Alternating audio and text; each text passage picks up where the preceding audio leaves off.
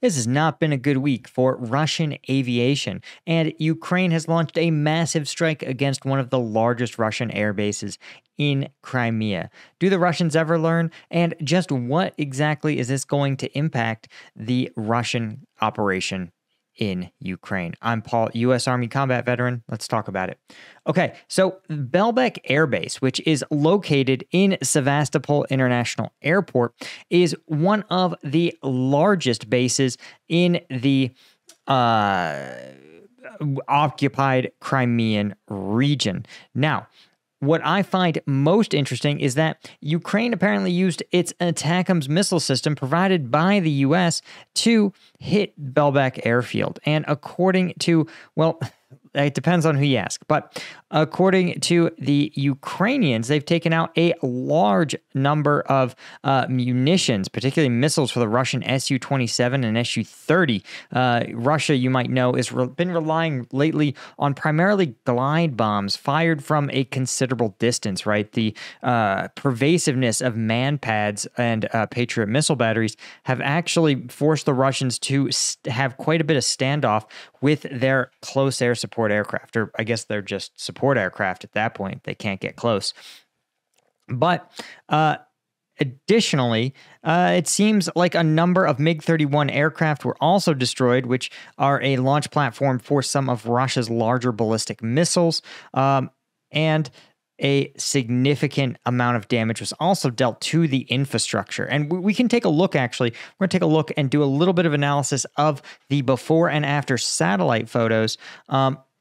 But I think this comes on the heel of the fact that supposedly the missile strike took out two MiG-31 to 31s.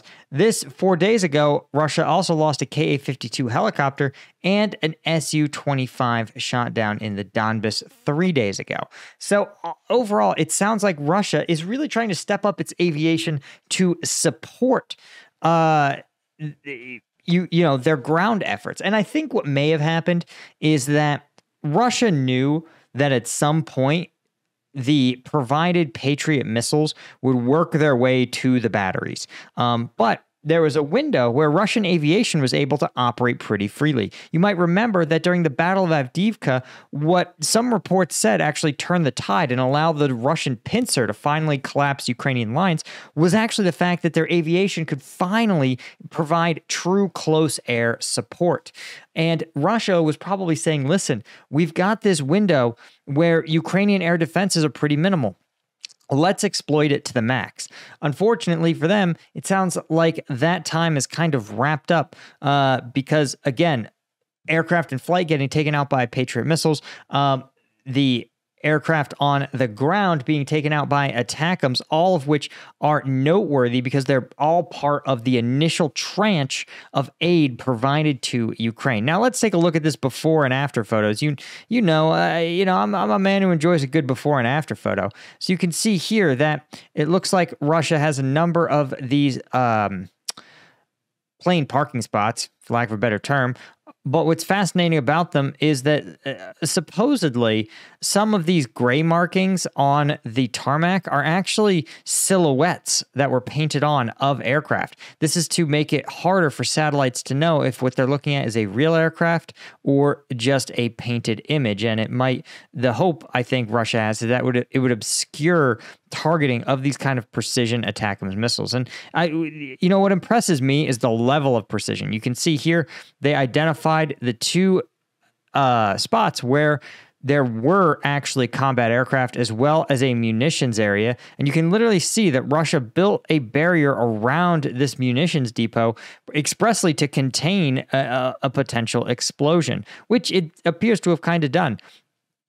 So you can see here that the level of precision at work in these with these missile systems, where it looks like it was down to accurate to probably within 10 to 20 meters, hitting these two aircraft, and then of course hitting smack dab in the middle of this depot. And to the Russians' credit, it looks like their containment system actually did its job. While the depot itself looks destroyed, a lot of the surrounding buildings don't look nearly as crispy as you often see.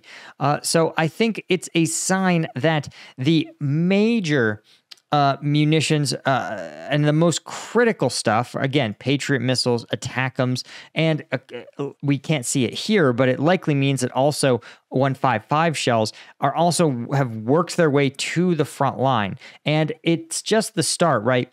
As we talked about in an earlier video, U.S. military logistics, you can get speed or quantity, but you can't get both. And so initially, the U.S. was like, do speed, right? You have a pre-packaged, ready-to-go tranche of the most valuable aid, and then put that to Ukraine as soon as the ink is dry on the aid package, and then go for quantity. Try to get the big stuff established, big, robust logistics lines, and really get the Ukraine the deep, hot, mass quantity support that it needs.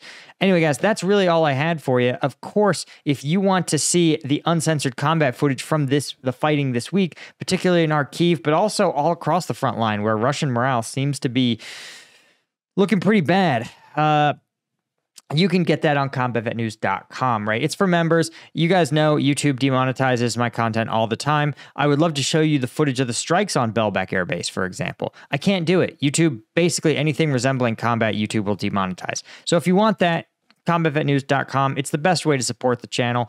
And yeah, a huge thank you to all the members, right? Any one of those tiers will get you access, but I have a huge appreciation for the lieutenant and colonel tier supporters. Thank you, guys. I appreciate you. Could not do this without you guys. And I will see you in the next one. Cheers.